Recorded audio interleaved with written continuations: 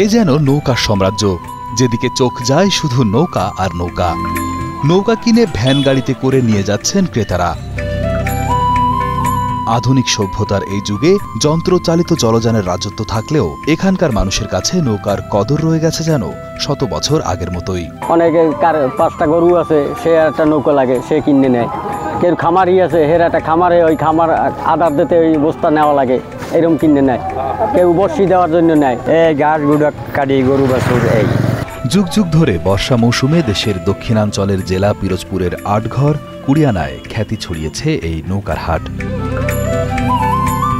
বাংলা বৈশাখ মাস থেকে শুরু হয়ে ভাদ্র মাস পর্যন্ত প্রতি শুক্রবার আটঘরের বিদ্যালয় সংলগ্ন এলাকায় জলে ও কুলে দেখা যায় নয়নাভিরাম এই নৌকার হাট।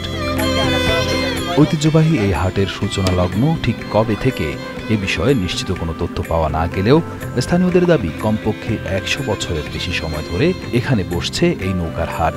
এই নৌকা বেচা কিনা মনে করেন অনেক যুগ যুগ আগে, আমাদের ছোটরও অনেক আগে। চাপটা থাকে এই বৈশাখ হইতে আপনার আশ্বিন পর্যন্ত। জানা যায় ভৌগোলিক কারণে পিরোজপুরের নেসারাবাদ ও নাজিরপুর, ঝালকাঠি সদর ও বরিশালের বানারীপাড়া উপজেলার অধিকাংশ এলাকায় বিলাঞ্চল। ফলে এই এলাকার সড়ক পথে যোগাযোগের ব্যবস্থা খুবই সীমিত। তাই এই এলাকার সাধারণ মানুষ নৌকার উপর নির্ভরশীল। বর্ষা মৌসুমে খাল বিল পানিতে টইটুম্বুর থাকায় তখন নৌকা ছাড়া চলাচল খুবই দুরূহ ব্যাপার। আর তাই এ এলাকার মানুষ যুগের পর যুগ ধরে স্থানীয়ভাবে তৈরি ছোট ছোট নৌকায় করে এক স্থান থেকে অন্য স্থানে যাতায়াত ও মাছ ধরা সহ বিভিন্ন ধরনের দৈনন্দিন কাজ করেন। এছাড়া নেসারাবাদ ও ঝালকাঠি সদর উপজেলায় উৎপাদিত পেয়ারা ও আমড়া বাগান থেকে সংগ্রহ করতেও একমাত্র নৌকাই ব্যবহার করা হয়। প্রতি হাটে 250 থেকে 300টি নৌকা বিক্রি হয় বলেও জানান হাটে আসা বিক্রেতারা। এগুলো এক সিজনের জন্য, ওই পেয়ারা পারে আবার বেচালাই দেয়। এগুলো বিশেষ করে এই সিজনে পেয়ারার জন্য। রাস্তাঘাটে একটু অসুবিধা আছে।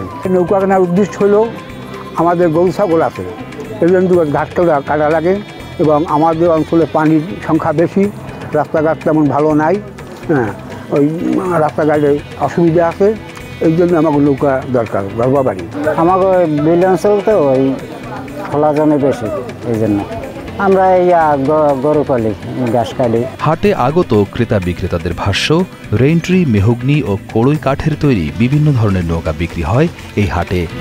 নৌকার হাটের পাশাপাশি এখানে বসে বৈঠার হাটও। এখানে কাঠ দারুণ 3000 4000 এই ধানের রেটে পাওয়া যায়। চাম্বল, রেইনট্রি, মেহগনি না খারাপ না নৌকা মোটামুটি। নৌকার হাটে ঝকঝকে চকচকে নৌকার পাশাপাশি আবার পুরনো নৌকাও বিক্রির জন্য নিয়ে আসেন অনেক বিক্রেতা। লাভ লস যেমন যদি কাস্টমার ভালো হয়, যদি পানি শুনির লাইন ভালো হয় তাহলে কাস্টমার ভালো হয়, হেলে লাভ ভালো হয়। আর যদি পানি শুনি না হয়, এরকম খরা থেকে যায় বা পানি কম থাকে, তাইলে আর কেনা বেচা হয় না, হেল্প দাম কম হয়। 6 মাস এই কারবার করি আর 6 মাস করি কাঁচামালের কারবার, বুঝছেন। এই সিজন আইলে কেমন এটা ঠেলা দিতে যাই, তখন কিনে বেশি, বুঝছেন।